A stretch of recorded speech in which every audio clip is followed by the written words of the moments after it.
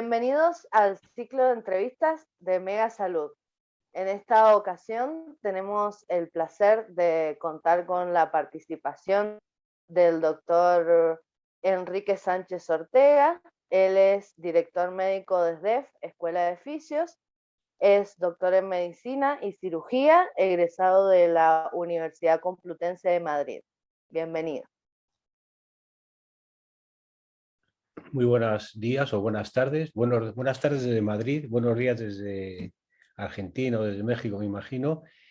Y bueno, pues encantado de nuevo de participar con vosotras y al poder colaborar, porque si colaboro con vosotras, pues va a ser colaborar con la población en general, que es lo más importante, porque toda la patología, fundamentalmente el ictus, pues es algo que se habla de la pandemia del SARS-CoV-2, o sea, de la COVID-19, pero el ictus es una pandemia que existe mucho antes que la del virus, que causa mayor mortalidad y morbilidad, pero está ahí silente y como si no existiera, por lo menos a nivel de las redes sociales, de la pues de los medios de comunicación. Así que la importancia del ictus es fundamental. Vamos a continuar presentando a nuestro invitado estelar, el doctor Enrique Sánchez Ortega. Es especialista en medicina de familia y comunitaria, magíster también en medicina de emergencias, avalado por la Universidad Complutense de Madrid. Es profesor honorario del Departamento de Ciencias Morfológicas en la Universidad Complutense de Madrid y miembro de la Comisión Ictus. Así que ahora vamos a dar comienzo a la entrevista sobre accidente cerebrovascular y quién mejor que él para explicarnos. Bueno, en primer lugar, la terminología. Unos utilizan accidente cerebrovascular agudo y otros utilizamos ictus. Pues en Europa y en la zona de influencia anglosajona lo que se utiliza es la palabra ictus. Ictus viene del latín, que significa golpe, o sea, algo agudo. El accidente cerebrovascular, la verdad que es una terminología que poco a poco está en desuso. Entonces, ¿qué es el ictus? Bueno, ante cualquier tipo de déficit neurológico que se presenta de forma brusca, siempre hay que sospechar que sea un ictus. El ictus es importantísimo. ¿Por qué? Pues porque es la primera causa específica de mortalidad en las mujeres y la segunda causa de mortalidad específica en los hombres. Aparte de ello, pues que a partir de los 65 años es la primera causa de discapacidad y la segunda causa de demencia, importante, la segunda causa de demencia después de la enfermedad de Alzheimer. Los ictus siempre la fisiopatología de un ictus va a ser pues, que hay un déficit en el aporte de nutrientes para el sistema nervioso. ¿Y cuáles son los nutrientes fundamentales? La glucemia, o sea, la glucosa y el oxígeno. Esa interrupción, esos aportes puede ser o bien porque hay una disrupción, una rotura de un vaso, estaríamos hablando de los ictus hemorrágicos, que se corresponden más o menos con el 15% del total de los ictus, o también porque se produzca una obstrucción del vaso, y en este caso estaríamos hablando de los ictus isquémicos, que se corresponden aproximadamente con el 85%.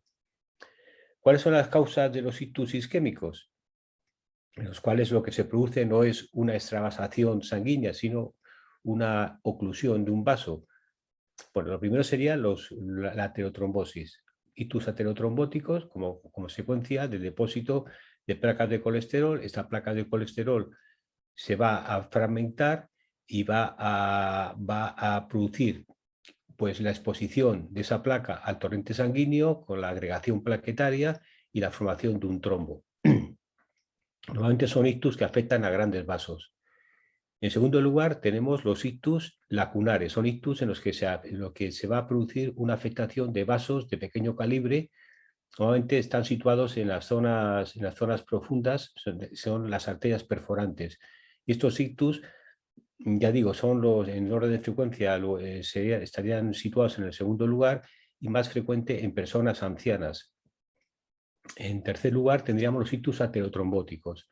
En tercer lugar, tendríamos los ictus cardioembólicos. Ictus cardioembólicos, la misma palabra lo dice, cardio de corazón y embolio pues de un trombo. Es decir, esto es muy prevalente en personas mayores de 65 años que presentan una arritmia que es la fibrilación auricular. En la fibrilación auricular hay una contracción anárquica del corazón, con lo cual se van a depositar, debido a que hay un éxtasis sanguíneo en el corazón, se van a formar trombos, y esos trombos, como consecuencia de la arritmia, pues se van a liberar y se van a alojar pues, en una arteria que tiene un diámetro inferior al diámetro del trombo.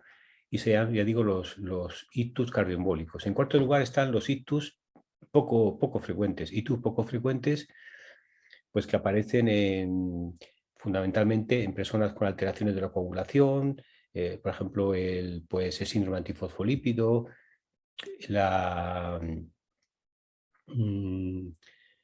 al déficit de proteína S, de proteína C,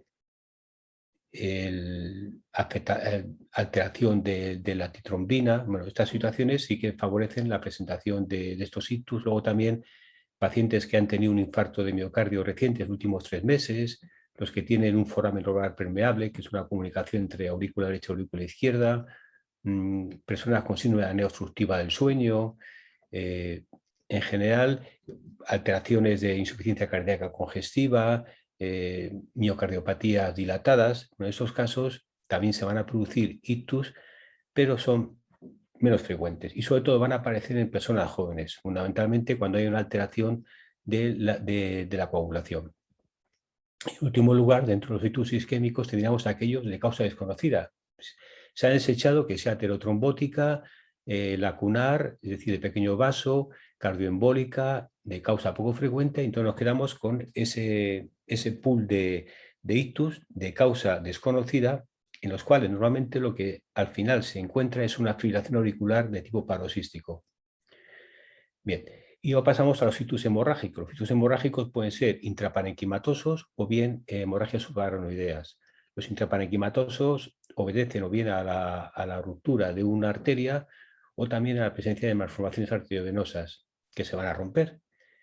Y en los ictus hemorrágicos de tipo hemorragia subaranoidea, lo que hay es normalmente siempre suele haber es un aneurisma, y ese aneurisma se va a romper. Estos últimos son más frecuentes en personas jóvenes, sobre todo en mujeres. Y bueno, pues la clasificación clínica y la fisiopatología y definición de lo que es un ictus, y sobre todo la morimortalidad de esta enfermedad, que causa un gran gasto sanitario y también un gasto social, porque normalmente cuando una persona presenta un ictus, si está dentro de una vida activa, porque los ictus no solamente aparecen en personas mayores, es decir, hasta en niños, yo manejo niños con ictus, es decir, ictus, sobre todo en niños, cuanto más joven es la persona, pues más se va a deber a alteraciones de la coagulación, pero el ictus aparece a cualquier edad. Entonces, al final la familia es la que se va a quedar, salvo que se tenga un nivel económico desahogado, pues con la responsabilidad de atender al paciente. Y ese paciente que estaba pues normalmente trabajando o que se valía por sí mismo, pues de la noche a la mañana se encuentra pues que tiene una discapacidad determinada, que puede ser de una discapacidad leve a una discapacidad importante o una dependencia para las actividades básicas de la vida diaria. Por eso la importancia del ictus. Y bueno, pues nada más. Es importante destacar también, si nos podrías ahondar un poquito más, en diferenciar también que existen accidentes isquémicos transitorios. Bueno, claro, por supuesto. Los ictus isquémicos pueden ser establecidos cuando la clínica se mantiene por encima de 24 horas, o bien los ataques isquémicos transitorios. Ya no se denomina tampoco lo accidente, sino que es ataque isquémico transitorio, pues cuando el déficit neurológico dura menos de 24 horas, pero normalmente suelen durar menos de 1 hora aproximadamente. Entonces, la clínica es indistinguible.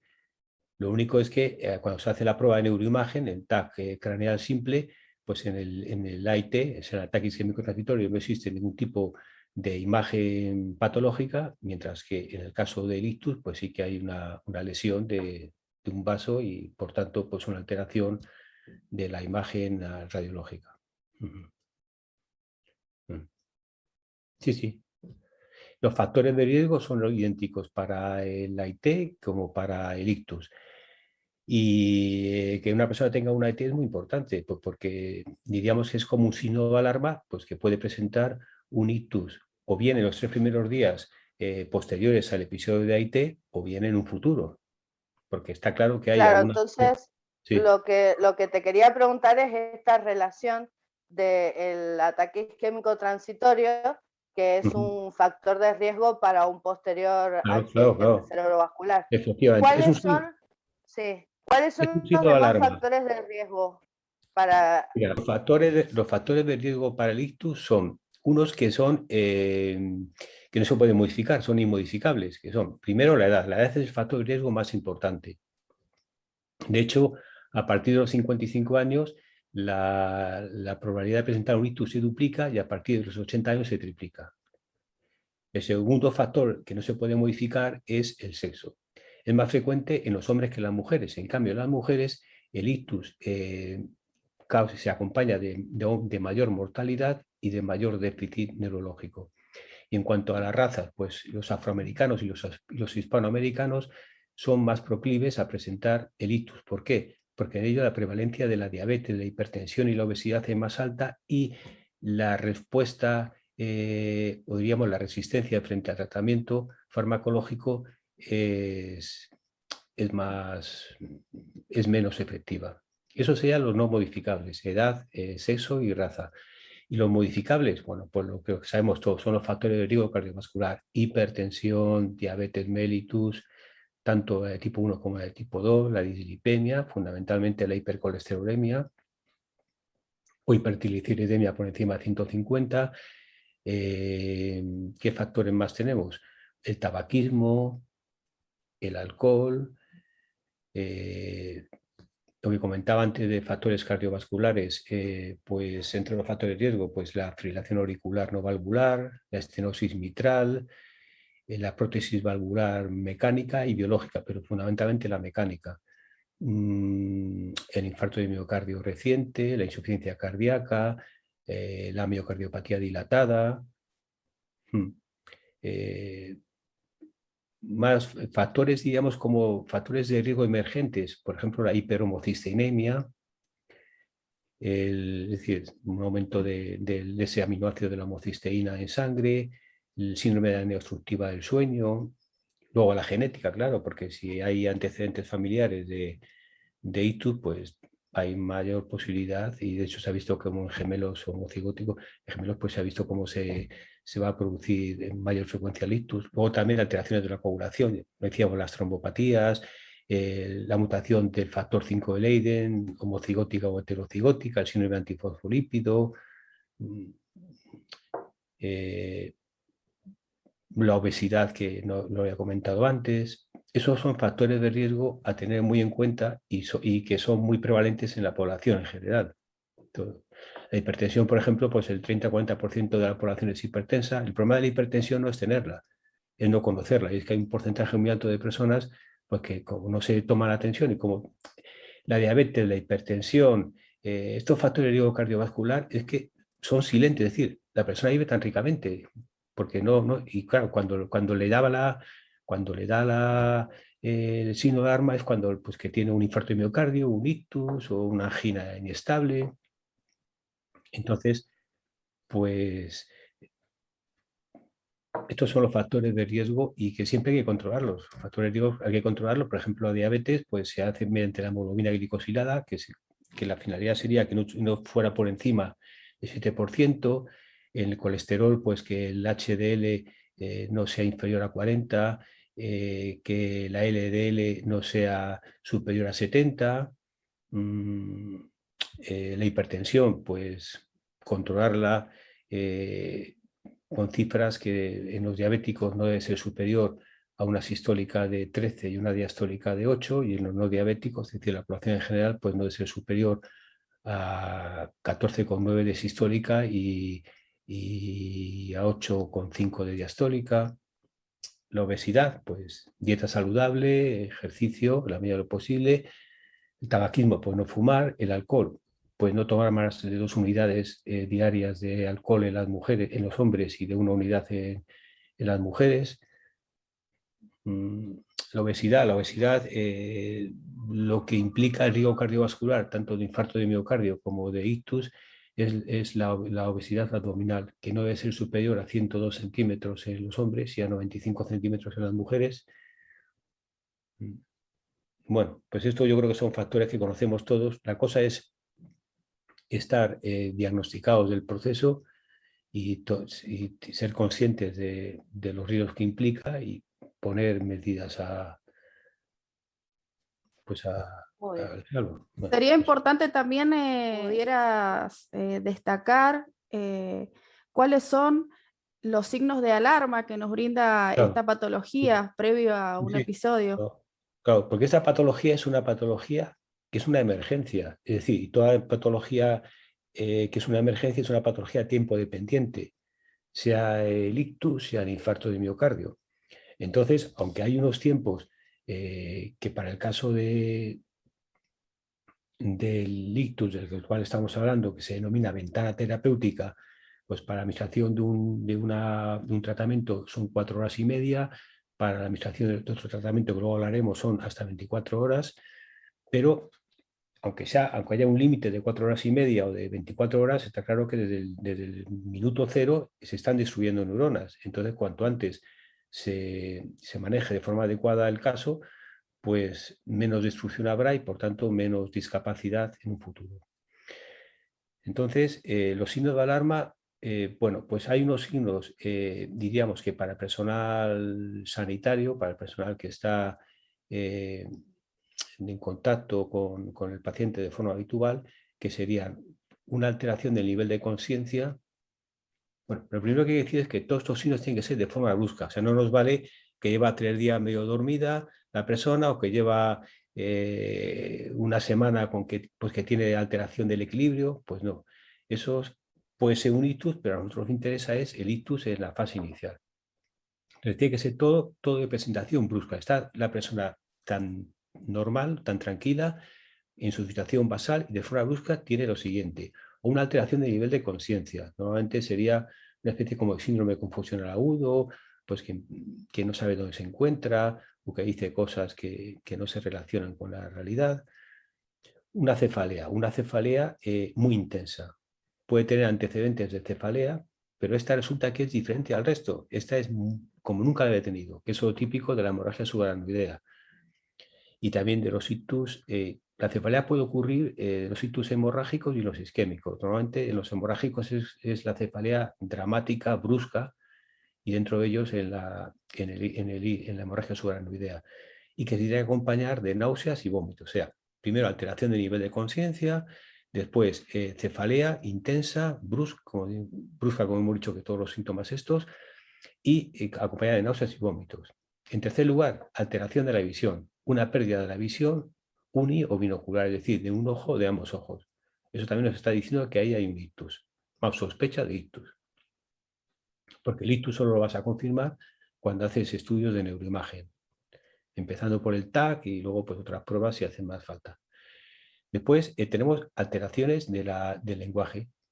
Una persona que tiene o que no comprende lo que nosotros le estamos diciendo o que es incapaz de expresarse, o bien que tiene con una especie de tartamudeo. Si no comprende o no se expresa, sería una afasia. En el primer caso sería una afasia sensitiva si no comprende.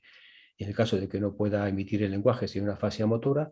Y en el caso pues que tartamudee, sería una disartria. La disartria, como de forma aislada, no nos dice, no es un signo de alarma del ictus, tenía que acompañarse de otras alteraciones, como por ejemplo serían la disfagia, la disfonía, es decir, alteraciones del tronco encefálico de pares craneales bajos. Otro signo de alarma, pues la alteración motora o alteración sensitiva de la cara, de un brazo, de una pierna. Normalmente siempre en los ictus la afectación va a ser de un hemicuerpo, es decir, de una hemicara o de un miembro superior o un miembro inferior, aunque sí es verdad que en los ictus del territorio posterior, de la fosa posterior, es decir, los que afectan a la arteria cerebral posterior, sobre todo a la arteria basilar, pues a veces sí que pueden afectar ambos miembros inferiores o un miembro superior, es decir, es bilateral. Y luego, pues, es alteración en la marcha, en la coordinación de movimientos. Eso sería a nivel de los sanitarios, pero bueno, a nivel del público en general, que es muy importante, porque aquí la formación tiene que ser general, es decir, no nos vale que el sanitario sepa mucho, si resulta que como el vecino o el familiar no tiene ni idea de esto, pues llama porque lleva horas o lleva días que no lo encuentra bien. No, no, lo importante es que la población en general sepa hacer un diagnóstico precoz, es decir, sepa identificar aquellos signos o síntomas que presenta su amigo, su familiar, su compañero, para llamar a los servicios de emergencias. Entonces, es FAS. FAS viene de F, que es face, pues si ves que la persona de forma brusca pues no puede cerrar un ojo, o bien se le cae el párpado, es decir, el ojo cerrado o el ojo abierto, o bien pues que intenta beber y el agua se le escapa, o que tiene una desviación de la comisura bucal. Esas alteraciones face de cara. Luego A de arm, brazo, pues si está comiendo y resulta que se le cae el tenedor, el cuchillo o el vaso tal, bueno. Y luego ese de speech, pues el lenguaje que de forma brusca pues resulta que empieza o no entiende lo que tú le preguntas, o bien es incapaz de expresarse, de articular. Y T de tiempo. Como es una patología emergente, pues entonces, cuanto antes, una vez que uno vea que hay alteraciones de la cara, del lenguaje o de los brazos, pues entonces inmediatamente avisar a los servicios de emergencias. Y esos serían los signos de alarma. Aquí es todo es el tiempo es lo fundamental, el tiempo de diagnóstico, el tiempo de llevar al paciente al hospital, estabilizándolo previamente si hace falta, y el tiempo que una vez que llega al hospital, que sea un hospital útil para que, se pueda manejar de forma adecuada, administrando una terapia de reperfusión y unos cuidados especializados en una unidad de ictus. ¿Y nos podrías decir qué significa código ictus? Pues el código ictus es lo que es un procedimiento que se basa en el reconocimiento precoz de un déficit neurológico y en el traslado con estabilización del paciente, si lo requiere, como había dicho, pues a un hospital útil, un hospital adecuado. Un hospital adecuado, pues lo razonable sería pues, que tenga unidad de ictus, y ya lo ideal sería pues, que tuviera trombectomía mecánica, y ya todavía por encima de eso, pues que tuviera tratamiento neuroquirúrgico, pues para si es un aneurisma, una malformación. Y ese es el código. El código ictus están incluidos aquellos pacientes que presentan un déficit neurológico de menos de 24 horas de evolución, que cuando el equipo que valora al paciente ese déficit neurológico persista, y que la situación basal, la escala de ranking modificada, pues sea de 3 o inferior a 3. ¿Quién está excluido? Está excluido aquellos pacientes que tienen una enfermedad terminal, los que tienen una demencia moderada o severa, los que al llegar al domicilio no tienen clínica. Entonces pensamos que ha sido un ataque isquémico transitorio, aunque los ataques isquémicos transitorios sí que traen código ictus en caso de pues que sean de repetición o sean personas con riesgo muy importante. Por ejemplo, que estén en tratamiento con anticoagulantes orales. Y algo muy importante que me parece que hay que destacar es que la población debe conocer también cómo actuar ante un episodio, No, pues qué se nada, debe llamar hacer. rápido. Claro. Pues ¿qué se debe hacer? Pues eso, llamar rápidamente al teléfono de aquí en España, bueno, en España y Europa es el 112. En el resto de los países, en el resto del continente, no sé, o de países, pues llamar al teléfono de emergencias, y ya para que rápidamente vaya allí un equipo, valore y se lleva al paciente al hospital adecuado. Y eso es lo que hay que hacer, nada más. No hay que hacer otra cosa. Y ellos ya te indicarán en función del nivel de conciencia o en función de los síntomas que presente, si está convulsionando o lo que sea, pues poner una posición adecuada, pero siempre llamar al teléfono de emergencia. ¿Y podrías hablarnos un poco de cuáles son las secuelas que puede generar un ictus, un ACV? Pues las secuelas son funcionales, pues eso, déficit de motores, pues cuando se trata de un ictus, en un ictus lo que hay que hacer en primer, bueno, cuando la persona tiene un ictus es iniciar la rehabilitación en la primera semana del proceso. Pues primero lo fundamental es evitar que tenga inmovilización, lo que mantenga una postura adecuada y sobre todo un buen funcionamiento tanto respiratorio como deglutivo. Eso, entonces, funciones motoras, pues alteración pues, dificultad para realizar actividades de la vida básica diaria, pues, por ejemplo, pues el poder asearse, vestirse, el caminar solo. eh, Luego también sensoriales, pues alteraciones de la visión, fundamentalmente, de la audición. Y luego, muy importante, las neuropsicológicas, claro, pues sobre todo la depresión, ansiedad, es decir, que afecta a toda la esfera de la persona, tanto lo psicológico como lo físico en lo motor y en lo sensorial. Ahora nos podrías brindar un poquito más de información, cuál es el tratamiento médico, cuáles son los procedimientos que se llevan a cabo. Sí, pues mira, vamos a ver, los procedimientos, dependiendo que sea el ictus isquémico o ictus hemorrágico. Si es en el ictus isquémico, tenemos la fibrinolisis intravenosa y la trombectomía mecánica.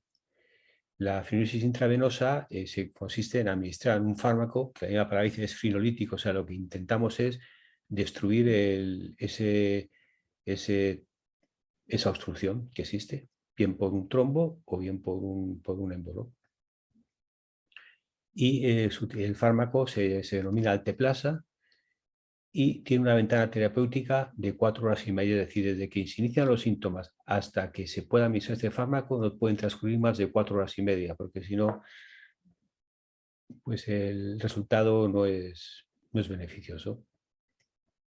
Esta alteplasa se administra por vía intravenosa y la dosis son 0,9 miligramos por kilogramo de peso hasta un máximo de 90 miligramos, y de ese total el 10% se administra en unos 10 o 15 minutos y el resto se administra en 1 hora.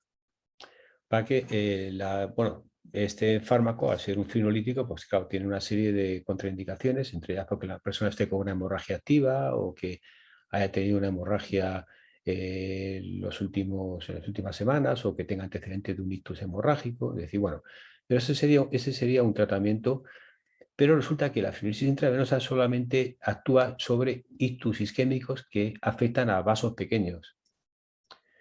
Pero claro, si la cosa está en saber, ¿es un vaso pequeño o es un vaso grande? ¿Y cómo se hace? Pues se hace mediante, primero, cuando el paciente llega al hospital, lo que se realiza es un TAC simple. Con el TAC simple vamos a saber si es isquémico o hemorrágico. Si es isquémico, entonces ya estamos dentro del tratamiento fibrinolítico. Y en el caso de ser isquémico, lo que nos interesa saber es si es una arteria pequeña o una arteria grande. Bueno, pues hay una serie de parámetros que nos van a indicar si estamos ante un pequeño vaso o un gran vaso.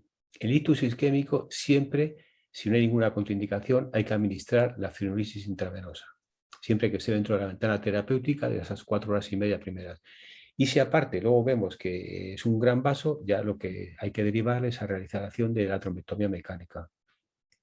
La trombectomía mecánica consiste en el acceso por vía femoral mediante un microcatéter endovascular hasta la arteria que está afectada, y entonces una vez que se llega a la arteria afectada y al trombo, lo que se realiza es, hay diversas técnicas, por ejemplo, sería la disrupción, la fractura de ese trombo y luego la aspiración.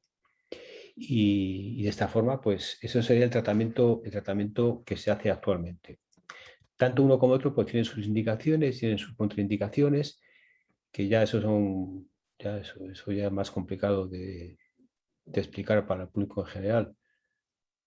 Entonces, la ventana terapéutica para fibrosis intravenosa son de 4 horas y media, pero todo ictus que que o bien porque, aunque esté dentro de las primeras 4 horas y media, tenga una afectación de un gran vaso, o bien porque sea un ictus que ha superado el tiempo de 4 horas y media hasta 24 horas, entonces ahí lo que se va a realizar siempre va a ser la trombectomía mecánica. Tanto en la ventana terapéutica de la fibrosis intravenosa serían 4 horas y media, y la ventana terapéutica de la trombectomía mecánica, pues hasta 24 horas. Aunque ahora ya hay artículos que están diciendo que, por ejemplo, en el territorio posterior, pues porque el encéfalo, bueno, primero hay que decir que los ictus no solamente son del encéfalo, que pensamos que no, los ictus son del sistema nervioso central, tanto del encéfalo como de la médula, vamos, o sea que, pero bueno, en el caso del encéfalo está irrigado por el sistema de la carótide, por el sistema de la vértebra basilar, pues el territorio de la vértebra basilar que denominamos sistema posterior, pues ahí hay artículos que incluso hasta 48, 72 horas sí que indican la trombectomía. El problema es que a medida que nos vamos alejando de esa ventana de 24 horas, el riesgo de una hemorragia con la trombectomía es más alto. Y bueno, pues eso sería. El tratamiento de esto, tanto de la fibrosis como de la trombectomía, se tiene que hacer en hospitales, como es lógico. Porque claro, tienes que hacer un TAC, entonces no lo puedes hacer en una ambulancia, salvo en Estados Unidos, que sí, como las distancias son tan largos, pues sí que hay TAC en ambulancias y se realiza. Entonces los niveles hospitalarios serían hospitales con equipo de ictus, que son aquellos que no tienen neurólogo especializado en ictus y que el neurólogo no está 24 horas de guardia, sino solamente está en turno de mañana. Entonces, por el sistema de teleictus, pues orientan al neurólogo de un hospital superior y le indica el tratamiento con el fibrinolítico. Y luego están los hospitales con unidad de ictus. La unidad de ictus es un lugar geográficamente delimitado dentro del hospital que suele estar en el servicio de neurología, pero que es independiente. Y es un servicio de cuidados intermedios, es decir, no es la UCI, porque la UCI solamente iría el paciente que está inestable hemodinámicamente o que necesita respiración mecánica, y en esa unidad de ictus al paciente se le tiene monitorizado frecuencia cardíaca, respiratoria, saturación de oxígeno, glucemia, temperatura, ritmo cardíaco, es decir, está totalmente monitorizado con personal, son especialistas, tanto el enfermero como el neurólogo son especialistas en ictus, y ahí sí que se le puede administrar la fibrinolisis intravenosa directamente. Pero luego está el tercer nivel, que serían los hospitales que poseen trombectomía mecánica, que normalmente son los que también tienen unidad de ictus. Y por último ya son lo que se llaman centros de ictus, que son los que no solamente se administra la reperfusión por el fibrinolítico y la trombectomía mecánica, sino que también se realizan intervenciones de neurocirugía. Por ejemplo, pues en el caso de una hemorragia subaracnoidea, pues la exclusión del aneurisma, o si el infarto maligno de la arteria cerebral media que cursa con un edema muy importante, pues hay que hacer una cranectomía. Y esos serían los niveles. Nosotros en Madrid tenemos un procedimiento para saber si un ictus isquémico es de vaso grande o de vaso pequeño, es decir, si es subsidiario de trombectomía mecánica o solamente de fibrosis intravenosa. Entonces se llama la escala Madrid-Direct. Entonces ahí lo que logramos es una puntuación y exploramos al paciente la fuerza del miembro superior. 0 sería cuando el paciente mantiene durante 10 segundos los brazos elevados, o de 1 si claudica. En la pierna lo mismo, la pierna serían no 10 sino serían 5 segundos. Si el paciente mantiene la pierna durante 5 segundos elevada, pues 0, por tanto está bien, y si cae, pues es un punto. Luego, si tiene desviación ocular, si no la tiene, 0 puntos. Si tiene una desviación ocular, sería ya de 1 punto. Pues ya la desviación ocular nos está hablando pues, que tiene una afectación de los pares craneales, por tanto del tronco. Luego, la respuesta, si pues, tú le preguntas al paciente una cosa y cualquier cosa y te responde de forma adecuada, pues 0 puntos. Y si no responde, pues 1 punto. Si responde de una forma inadecuada. Luego está el reconocimiento. Al paciente le preguntas, ¿de quién es este brazo? ¿O este brazo es suyo? Si el paciente te responde de forma adecuada, 0 puntos. Si no es así, pues es 1 punto. Y por último, la presión arterial. Cuando la presión arterial está en la sistólica, cuando es entre 180 y 189, se resta 1 punto de esta escala de puntuación. Cuando está entre 200 y entre 190 y 199, 2 puntos. Entre 200 y 209, 3 puntos, y por encima de 209 se restan 4 puntos. Por lo tanto, si resulta que la puntuación final es 0 a 1, es de pequeño vaso. Entonces se le lleva a una unidad de ictus, no requiere trombectomía. Pero si la puntuación es de 2 a 5 puntos, entonces ahí ya hay que llevar a un hospital con trombectomía. Normalmente en España, bueno, en Madrid, que no yo trabajo, pues todos los hospitales con unidad de ictus van a tener también posibilidades de realizar la trombectomía. Y hay cada semana hay diríamos como que 3 hospitales que están de guardia, de la zona norte, sur y centro, y cuando esa puntuación de Madrid indica que hay que hacer trombectomía, pues se habla con mesa de enfermería. La mesa de enfermería es la que coordina a dónde se va a desplazar, dónde se va a llevar al paciente, y así ya vamos directamente a un hospital adecuado para la patología que sospechamos. Y normalmente ya se lo lleva, se le lleva a rayos para que hagan su TAP, para ver si es hemorrágico o isquémico, y así como funcionamos nosotros. Muy bien, Enrique. Cuando hablaste de los signos de alarma, nombraste las afasias. ¿Nos podrías dar un poquito más de información sobre las afasias? ¿Cuáles son sus características? Bueno, la afasia es hablar del lenguaje. Pues el lenguaje es una de las funciones superiores más importantes de la persona. ¿Por qué? Porque nos permite comprender y expresar el pensamiento. Entonces, para valorar a una persona el lenguaje, pues nos interesa primero cuál es el lenguaje espontáneo. Entonces, hablamos de la fluencia, la fluidez. Una persona normal suele tener en un minuto como 60 palabras, suele emitir. Bueno, pues si hay un déficit de la fluencia, de la fluidez, pues van a ser inferiores a ese número de palabras.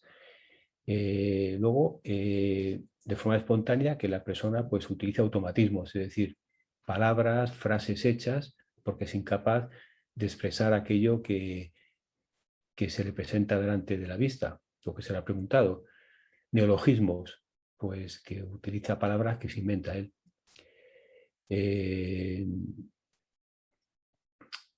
Alteraciones fonémicas o alteraciones semánticas, que sean las parafasias. La parafasia semántica sería que cambie una palabra por la otra, y una parafasia fonémica que cambie un fonema pues por otro.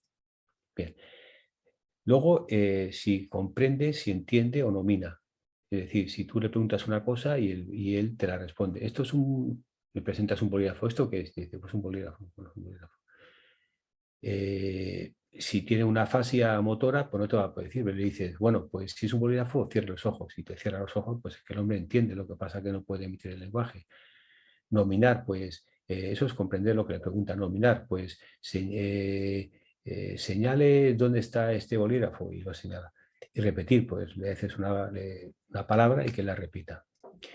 Y entonces, una vez que hemos valorado esto, ya pasamos a la clasificación de las afasias, que son 5 tipos. Está la afasia sensitiva, la afasia, bueno, hay muchos, pero bueno, así en términos generales, afasia motora, afasia sensitiva, afasia global, la afasia conductual. Bien, entonces, pues lo más frecuente son las afasias motoras sensitivas. En la afasia motora es que el paciente entiende lo que tú le preguntas, pero es incapaz de emitirlo. Por tanto, es una afasia no fluente. No fluente porque como no puede hablar de forma adecuada, pues a veces habla como si fuera en plan telegráfico, como si fuera un telegrama, o como hablan en las películas los indios, yo, tal, tal. Bueno, o sea, que utiliza muy poquitos verbos, muy poquitos adverbios. Y Y en este caso, pues siempre en las afasias va a haber alteración tanto de la expresión como de la electroescritura, sea una sensitiva o sea una motora. En la afasia motora, como he dicho, es una afasia no fluente en la que está alterada la repetición y también la nominación, pero en cambio la compresión está alterada, pero bueno, de diferente grado. Se ve la afectación de la corteza frontal, que es la fascia llamada fascia de Broca. Luego está la fascia sensitiva. La fascia sensitiva es la fluente. El paciente habla mucho, pero lo que dice son una jergafasia, es decir, habla un lenguaje propio que no entiende nadie, o utiliza neologismos, o utiliza parafasias, y en ellos la compresión está alterada, así como también la nominación y la repetición, y se ve la afectación del lóbulo temporal. Y luego están las afasias globales, pues es una mezcla de las dos, tanto de la afasia motora como de la afasia sensitiva. Luego están las afasias transcorticales, se afecta la zona que comunica de vecindad, la zona de vecindad entre la arteria cerebral media y la arteria cerebral posterior. Entonces, en estos casos, lo que se va a producir exclusivamente sería una afasia con dificultad para repetir. Y por último están las conductuales, en los que está alterado es la cintilla arcuata, que es la que une la zona frontal con la zona temporal, es decir, donde está localizado el lenguaje motor con el lenguaje sensitivo. Y aquí, pues, también hay una afectación de todo, de la compresión, de la nominación, de la repetición. Estos serían los 5 tipos de afasias que tenemos más o menos. Bien, y para ya ir finalizando ya la ronda de preguntas, me gustaría que nos explicaras bien en qué consiste neuroplasticidad, porque en base a eso consiste nuestro tratamiento, la capacidad de reaprendizaje orientada a la tarea. O sea. Claro, es la base de la rehabilitación. La neuroplasticidad, bueno, pues es la capacidad que tiene el sistema nervioso para reorganizarse, para organizar sus redes neuronales frente a estímulos fisiológicos, como es el crecimiento, o estímulos o el aprendizaje en condiciones normales, o el estímulo patológico frente a un daño neurológico. Entonces, interviene no solamente lo fisiológico, que sería la neurogénesis y la apoptosis celular, o sea, la muerte celular espontánea, sino también la formación de redes frente pues, al aprendizaje, la memorización, la realización de tareas nuevas. Entonces, en el caso de las personas que han sufrido un daño neurológico adquirido, en este caso hablando del ictus, pues claro, es fundamental la realización de la rehabilitación, porque sí se ha visto que en esos, como decía en un principio, los 3 primeros meses para la recuperación neurológica y en los 6 primeros meses para la recuperación funcional, la rehabilitación precoz es la base para que esa persona pues tenga una discapacidad lo menos posible o bien que se recupere totalmente. Sí que esa neuroplasticidad que ya históricamente de hecho, hablando de las afasias, las de Broca y la afasia de Broca, que es la motora, y la afasia sensitiva, pues estos autores ya hablaron de la plasticidad con la teoría de localización, es decir, que ellos pensaban pues, que en función de donde estuviera las neuronas, pues así se iba a producir esa adaptación del lenguaje. Y luego Ramón y Cajal, pues al final del siglo XIX, ya habla de su teoría de la neurona, en la cual pues, la conexión entre las neuronas, es decir, fundamentalmente la sinapsis, porque mientras que la organización de sinapsis, tanto de forma estructural como funcional, sí que es típico de los procesos fisiológicos, del neurodesarrollo, del aprendizaje. Es, en cambio, la plasticidad axónica, eso es típico exclusivamente del daño neurológico. Pues ya aquí habla también de la plasticidad y los autores posteriores, es decir, que ya la historia empieza de la plasticidad en el siglo XIX, pero bueno, y con esto lo que quiero decir que efectivamente que el sistema nervioso no se estanca cuando una persona llega a una cierta edad, porque se ha visto que, por ejemplo, a nivel olfativo, pues sí que hay una neurogénesis, incluso en edad madura. Por tanto, siempre hay que tener esa confianza en la neuroplasticidad, que nos ayuda no solamente en lo patológico, sino que una persona mayor se puede dedicar a tocar el piano si nunca lo había tocado o hacer una labor que nunca había realizado, porque esa plasticidad, esa creación de redes neuronales existe durante toda la existencia del sujeto. No regeneración, pero sí formación de nuevas redes.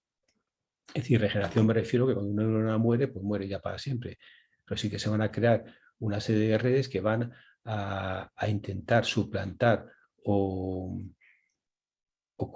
complementar pues aquellas funciones que se han visto alteradas en el caso de lo patológico, o aquellas nuevas funciones que frente a estímulos a lo largo de la vida pues responden a esos dichos estímulos, y esos estímulos, bien sean estímulos de realización, los que hacéis vosotras, como los estímulos de la vida cotidiana, pues crean nuevas redes de información para que se puedan realizar tareas que o que eran desconocidas o que se han perdido por una patología. O sea que es fundamental.